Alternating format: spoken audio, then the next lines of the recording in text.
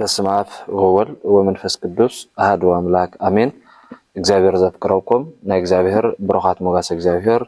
በፍጹም ሰላም ናይ ቤተናን አምላኽናን መድኃኒናን ኢየሱስ ክርስቶስ ከመይ ኣለኹም? አሜን። ሕያውን ቅዱስን ዝኾነ ልዑለ ባህሪ እግዚአብሔር አምላኽና ስሙ ንዘላለም ዝኸበረን ዝተመስገነን ይኹን። ዝገብዘ ሰዓት እዚኣ ስለዝሓለወና ስለዝዓቀበናን ስለዝረዳእናን ስሙ ንዘላለም ዝኸበረን ዝተመስገነን ይኹን። ፃንፀትን ቅዱስን ዝኾነት ወላዲቱ ድንግል ማርያም አዴናውን ከምቲ ወዳ ዘኽበራ ንሕና እውን ክነኽብራ ስለዝግባእና ክብርን ምስጋናን ንዓይ ይኹን። እግዚአብሔር ዘኽበሮም ቅዱሳን ኣቦታትና እውን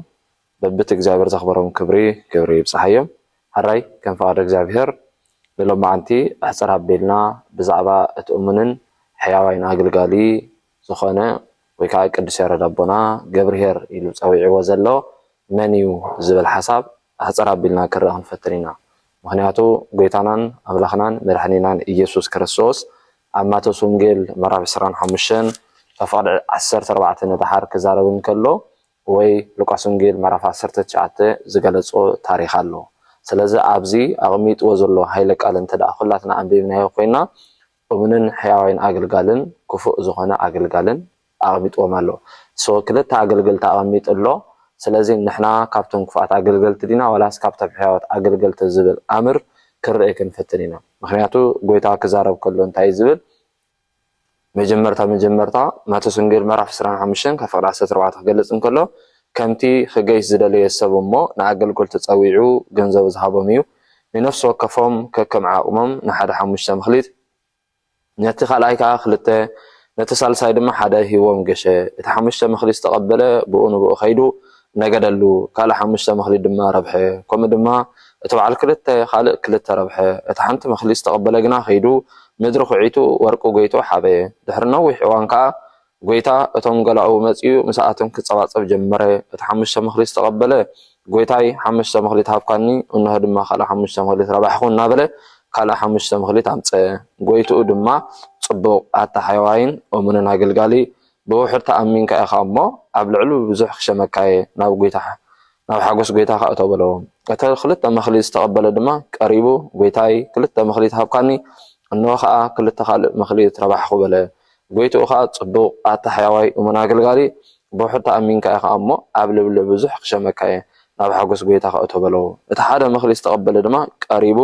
ጎይታይ ዘይዘራእኻዮ ትዓፅድ ዘይበተንካዮ እትእክብ ጨካን ሰብኣይ ምዃንካ ፍልጠካየ። ስለዚ ፈሪሐ ኸድኩ ነታ መክሊትካ ድማ ኣብ ምድሪ ሓባኽዎ ሕጂ ከዓ እንሆ ገንዘብካ በሎ። እቲ ጎይትኡ ግና መሊሱ በሎ ኣታ ክፉእ ሃካይ ኣገልጋሊ ዘይዘራእክዎ ከም ዝዓፅድ ዘይበተንክዎ ከም ዝእክብ እምበኣር ትፈልጥ ነርካ ኢኻ። ስለዚ ነቲ ገንዘበይ ኣብ ባንክ ክተእትዎም ተገባእካ ነይሩ። ኣነ ከዓ መፅየ ምስ ወለዱ መወሰድክዎ ነይረ። እምበኣርከስ ነቲ መክሊት ካብኡ ኣግደፊኩም ነቲ 10 መክሊት ዘለዎ ሃብዎ። ምክንያቱ ድማ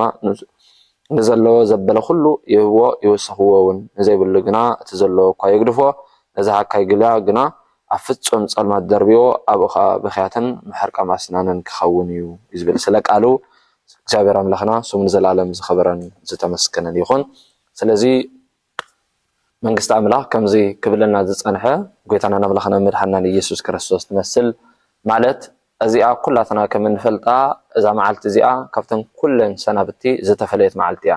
ማለት እንተዳ ተባሂሉ እግዚአብሔር ዕዮ ይህብ ንሕና ድማ ነቲ ዕዮ ዝሃበና ዓይና ንረክበሉ ማለት እዩ። ስለዚ እዛ መዓልቲ እዚኣ ድማ ኣባይን ኣባኻትኩምን እትፍፀም እምበር ኣብ ካልእ እትፍፀም ዕዮ ኣይኮነትን። ስለዚ ኣነ ንስኻትኩምን እንፍፅም ዕዮ ኣለብዚ። ስለዚ እቲ ዕዮ እንተደዓይና እሙንን ሕያዋይን ኣገልጋሊ ተባሂልና እግዚአብሔር ናብቲ ዘዳልወልና ርስቲ ቦታ ክንኣቱ ኢና። ዝተዋሃበና መክሊት ከይተጠቀምና ከይዓየና ከየፍራሕና እንተዳ ፀኒሕና ከዓ ከምቲ ሃካይን ክፉእን ኣገልጋልን ተባሂሉ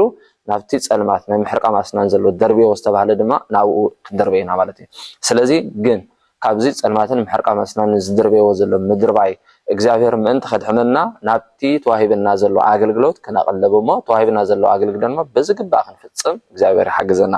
ምክንያቱ ጎይታ እንታይ ዝብል ዘሎ ንኩላቶም ኣገልገልቲ ፀዊዑ ነቲ ሓደ 5 መክሊት ነቲ ሓደ 2 መክሊት ነቲ ሓደ 1 መክሊት ሂቦም። እዚኦም በዓል 5 በዓል 2 በዓል 1 ተባሂሎም ዘለዎም መነመንዮም እንተዳ ተባሂሉ ኣሕፅር ኣቢልና ክሪኦም ክንፈትና ከም ፈቃድ እግዚአብሔር ማለት እንተዳ ተባሂሉ መንግስተ ሰማያት ኢየሱስ ክርስቶስ ከምቲ ክገይስ ዝደለየ ሰብ እሞ ንኣገልገልቲ ፀዊዑ ክረብሓሉ ገንዘብ ሃቦም። ስለዚ ንቑሑ ቀዳማይ 5 መኽሊ ዝሃባ ኣሎ 5 መኽሊት ንዝሃቦ ሰብ ረብሐ ኣሎ ረብሐ ኣሎ 2 መኽሊ ዝሃቦ ከዓ 2 መኽሊት ንዝሃቦ ረብሐ ኣሎ 1 መኽሊ ዝሃቦ ከዓ ኣሎ ለነፍስ ወከፎም ከከም ዓቕሞም ሂቦም ብኡንኡ ገሸ እቲ 5 መኽሊ ዝተቐበለ ብኡንኡ ከይዱ ነገደሉ ማለት ነገደሉ ተባሂል ዘሎ ሰርሓሉ ከምቲ ክገብሮ ዝግበኦ ድማ ገይሩ ዕዩ ዓዩ ማለት እዚ በዓል 5 መኽሊ ተባሂል ዘሎ ሊቀ ጳጳስ ማለት ተባሂሉ እዚ ሊቀ ጳጳስ ተባሂል ዘሎ ላዕለዋይ መራሒ ተፀዋዕ ናይ ቤተ ክርስቲያን ኮይኑ ነታ ቤተ ክርስቲያን ክኾንዋ ዝግበኦም ኣገልገልቲ በዚ ኣገልገልቲ ታ ቤተ ክርስቲያን ከይተተርፍ ኣገልግሎታ ብዝግብእ ምንተ ክትፍጽም ኣገልግሎታ ኩሉ ነገር ሰኣና ኣገልገልቲ ዝግልገል ኣገልግሎት ምንት ከይተርፍ ጳጳሳት እንዳሸመ ካህናት እንዳሸመ ዲያቆናት እንዳሸመ ንምእመናን ድማ እናጠመቀን እናቆረበን ዘር 5 ዕዮ ዚን ይዓይ ነዘን ዕዮ ዚን ዘይዓይን ተዳ ኮይኑ እዚ ኣገልጋሊ እዚ እተን 5 መኽሊት ድማ እንተዳ ዓቢጥውን ድማ ክፉኡን ሓካይና ኣገልጋሊ ተባሂሉ ይጽዋዕ እንተዳ ብዝግባእ አገልግሉ ነታ ቤተ ክርስቲያን ዝኾኑ እመናት አገልገልቲ ጳጳሳት እንዳሸመ ካህናት እንዳሸመ ዲያቆናት እንዳሸመ ምእመናን እናጠመቀን እናቆረበን እንተዳ ነታ ቤተ ክርስቲያን ከምቲ ክትኮነ ዝግባእ ገይሩ አገልግለዋ ግን ያ ሕያዋይንን እመንን አገልጋልን ተባሂሉ ካብ አምላኹ ዓስቢ ይቅበል ማለት እዩ ስለዚህ ንሕና ድማ እቲ በዚ አቢልና እንተዳ ገርና ካብ እግዚአብሔር ንቅበሎ ዓስብሎ ካብ እግዚአብሔር ዓስብና ክንቅበል ተዳ ኮይና ግን መኽሊትና ተጠቂምና እቲ ክንገብሮ ዝግባእና እንተዳ ገርና እዩ ማለት እዩ ስለዚህ በዚ አቢልና ነፍስ ወከፈም ድማ ኮም ገይሩ ስለዚህ እትባን 5 ድማ ልክ እንታይ ኢልዎ ንጎይቱ ከምቲ ክገብሮ ዝግባእ ጳጳሳቶች የሙ ካህናቶች የሙ ዲያቆናቶች የሙ ምእመናኑ አቅሪቡ አጠሚቁ ድማ ዕዩ ስለዝፈጸመ ከምቲ ዝበልካ ነገረ ኢሉ ንጎይቱ ክምልሰሉ ከሎ ንርኢ እግዚአብሔር ድማ አታኡምን ሕያዋይን አገልጋሊ ብውሕድ ተአሚንካ ብዙሕ ሸንጋያኻሞ እንታይ ዝብሎ ናብ ቤት አቡኻና ስለዚህ እግዚአብሔር አምላክ ድማ ከምዚ ገይሩ ይጽዋዕ እቲ በዓል ክልተ መኽሊት ድማ ይቅጽል ማለት እዩ እቲ በዓል ክልተ መኽሊት ተባሂል ዘሎ ድማ ካህን እዩ ካህን ድማ ኣብታ ቤተ ክርስቲያን ንምእመናኑ እናጠመቀ እናነስሐ ናብ ቁርባኑ እንተዳ አምጪ ነዞም ምእመናን እዚኣቶም ከምቲ ክጓስዮም ዝግበኡ ገይሩ እንተዳ ጓስዮም ኣብ ልዕሊኦም ጎይቶት እናኾነ ኣብ ልዕሊኦም ሓለቓ እናኾነ ኣብ ልዕሊኦም ስልጣን እናሃሎ ክብር ርእሱ እናዕበየ ዘይኮነስ ትሕት ኢሉ ንዕኦም መሲሉ ከምቲ ክግባእ ክጓስዮም ዝግበኡ ገይሩ ሕያዋይን እሙንን ጓሳ ኮይኑ ንህዝቡ እንተዳ አድሒኑ ንህዝቡ እንተዳ እሙን ኮይና አገልግል ድማ በዚ አቢሉ ድማ እመን አገልጋል ተባሂሉ ይጽዋዕ ብርግጽ ከዓ ሽዑ እንታይ ዝብሎ እቲ ክልተ ዝሃቦ ድማ ክልተ መኽሊት መኺሉ 4 ገይሩ ስለዝሃቦ ድማ እሙንን ሕያዋይን አገልጋልን ተባሂሉ በአምላኽ ክውደስ ከሎ ንሪኦ እቲ ሓደ አገልጋሊ ተባሂሉ ዘሎ ድማ ኣብዝሎ ማለት እቲ ሓደ ድማ ክፉኡን ሓካይን አገልጋሊ ተባሂሉ ሕጂ ታቀንዲ ተልናውን እዚያ ማለት ስለዚህ ንሕና እቶም ሕያወት ምስተም አፍሬም ዘለው ምስተ ሊቀ ጳጳስ ምስተ ካህንዲና ምስተም 5 ተዋሂቦም 10 ገይሮም ዘምጹ ምስተ 2 ተዋሂቦም 4 ገይሮም ዘምጹ ዲም ዋላስ ምስተ ሓንቲ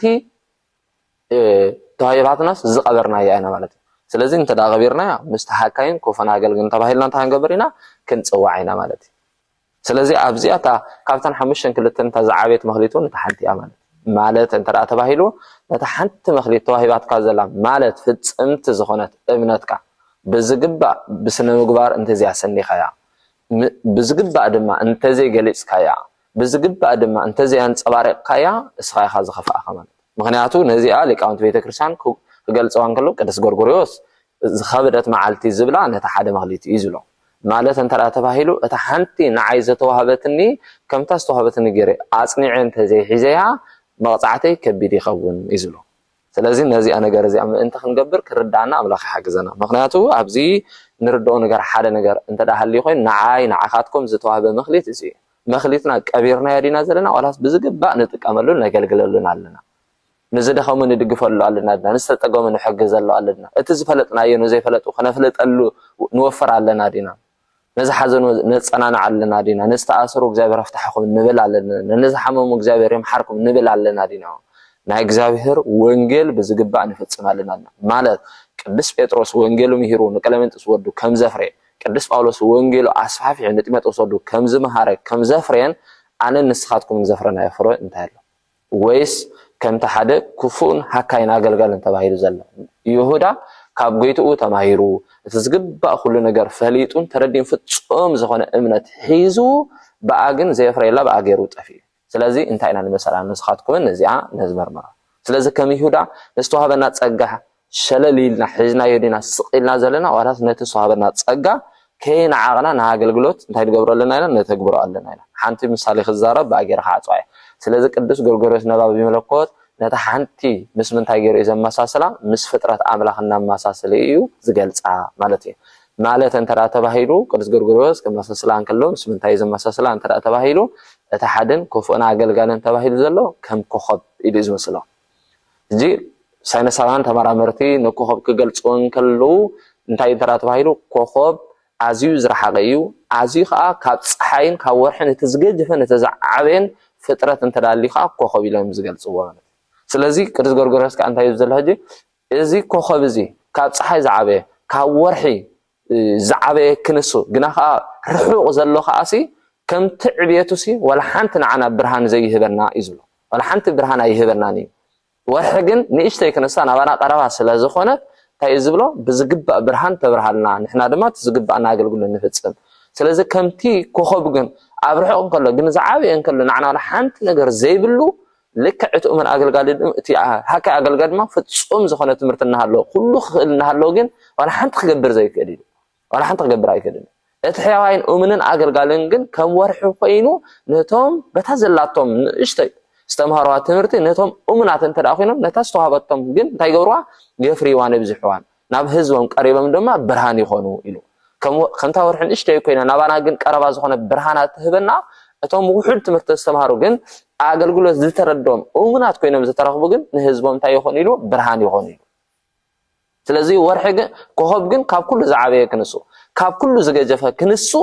دايغون بقى ازي رحق كوين ولا حنت تقم كان زي بلو زخون لكعت كل زفلط دما كل استمهار فصون زخونه تمرت تماهيرو كاب اجر غيتو اتحيزو كل ነገር مستيرات كل زفلط نعملاخو زرعيه نعملاخو زدحسسه قال املاخو زسمع كاب قال زي كوينس كاب اذن غيتو كاب اف غيتو زتمهار يهودا جن كوهب كوين ترخيبيلو سلازي نحنا دما لكع كوخب دينا نمثل ولا صورحنا نمثل سلازي ورحن تدا مسيلنا بتازلاتنا ناب حواتنا قربا خوينا قربيلنا تزفلطنا يكنفلت املاخ بصوغي دغفنا معناتي سلازي انا نسخاتكم انتاي كوينا كنركب كم زلنا كبዛ ساعه زيا كنفلطالنا امناتن حياوتن اغلغل تتباهيلنا كاب املاخنا برخت صغا عرفت خنقبل املاخ بصوغي دغفنا بخاله ملكعتهم حمشه مخلي تباهيلم زلو لقنبات قدس موسى زصحافهم ني حمش اوريت مصحفتيهم تم كلته تباهيلم زلما حديثن وانجيلنيوم بخاله ملكع دما ناي قدس بطرس كلته ملختين نمي تيموثوس ودو كم زلاخلو زغلصيم اتو على حدا مخليت دما نحنا مؤمنانينا مالتي حدا تباهيل زلنتاي حدا سب كوينو اب حدارو وقالو يمان صقام كبل اب حدارو صنع كوينو اتا حنت استوهبتو حدار اصنيعو صقام وداتا اصنيعو زحزا اتا حنت هيوتو ويتا حنت فصمت زغونه امنا دما صقام وداتا اصنيعو زحزا دما بز مخنيات زي ابيلو تمستر نايتا بيت كريستيان يغلصوم نحنا دما كنتي قدوس يهرد منو وئتو غبرير يلو زلو نحنا دما مني اتحيا اغلغالي كم زبله كاباين كباحاتكم نغزا نفسنا حتيتنا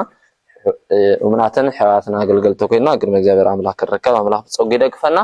ዘነበረና ጊዜ እግዚአብሔር ባሪኹ ቀዲሱ ስለዛሃበና ስሙ ዘላለም ዝኸበረን ዝተመስከነን ይኹን